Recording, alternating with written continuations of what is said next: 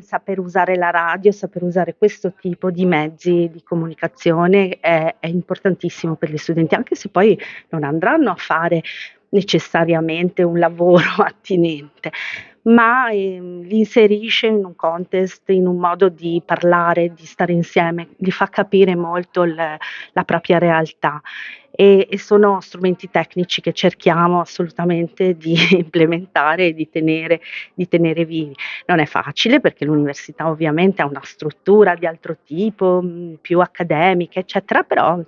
noi spingiamo, cerchiamo di fare qualcosa, quindi ci crediamo molto, ecco, e anche il direttore del nostro dipartimento ci sostiene in questo e quindi è importante. Noi siamo stati vicini alla nostra radio di Ateneo anche quando dopo il Covid sembrava non funzionare più.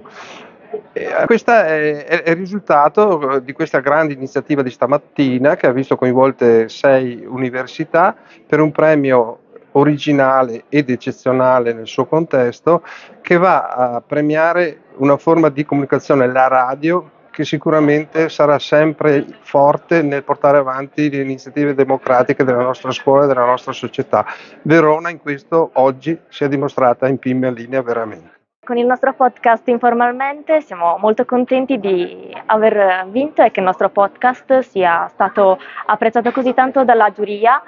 L'obiettivo era proprio questo, quindi quello di creare un TG che per gli studenti potesse essere fonte di informazione, ma non solo, anche di aiuto, e avercela fatta per noi è fonte di grande orgoglio.